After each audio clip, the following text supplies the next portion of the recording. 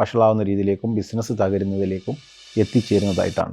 ഒന്നിലധികം ആളുകൾ ചേർന്നുകൊണ്ട് ഒരു ബിസിനസ് സംരംഭം ആരംഭിക്കുമ്പം പലപ്പോഴും നമ്മൾ കാണാറുള്ളത്, നമുക്കങ്ങോട്ട് തുടങ്ങാം, നമ്മളെ ടേംസൊക്കെ നമുക്ക് പിന്നെ അങ്ങനെ നിശ്ചയിക്കാം എന്ന് പറഞ്ഞുകൊണ്ട് ഈ ഫൗണ്ടേഴ്സ് ബിസിനസ്സിൻ്റെ തിരക്കുകളിലേക്ക് എടുത്തെറിയപ്പെടുന്നതും പിന്നെ ഒരുപാട് കാലം കഴിയുമ്പോൾ അവരുടെ ഇടയിൽ പ്രശ്നങ്ങൾ ഉണ്ടാകുന്നതും കാണാൻ പറ്റും.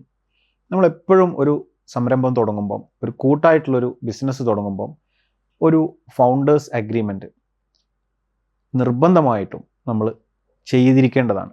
എന്തൊക്കെയാണ് നമ്മൾ ചെയ്യുക, ആരെന്ത് ചെയ്യും, എത്ര സമയം നീക്കി വെക്കും, ഇനി നെക്സ്റ്റ് സ്റ്റെപ്പിലേക്ക് പോകുമ്പം ഒരാൾ ഇറങ്ങേണ്ടി വന്നാൽ, പുതുതായിട്ട് ഒരാൾ ജോയിൻ ചെയ്യേണ്ടി വന്നാൽ, ഇത്തരം കാര്യങ്ങളെല്ലാം വ്യവസ്ഥാപിതമായിട്ട് നമ്മൾ ഇരുന്ന് ബ്രെയിൻ സ്റ്റോം ചെയ്ത് തീരുമാനിച്ച് രേഖപ്പെടുത്തി വെച്ചില്ലെങ്കിൽ പലപ്പോഴും നമ്മൾ കാണാറുള്ളത് പലതരം പ്രശ്നങ്ങളിലേക്കും വൈരാഗ്യത്തിലേക്കും ആ ബന്ധം തന്നെ വഷളാവുന്ന രീതിയിലേക്കും ബിസിനസ് തകരുന്നതിലേക്കും എത്തിച്ചേരുന്നതായിട്ടാണ്. ഇത് ഈ മേഖലയിലേക്ക് ഇറങ്ങുന്ന എല്ലാവരും പ്രത്യേകം ശ്രദ്ധിക്കേണ്ട ഒരു കാര്യമാണ്.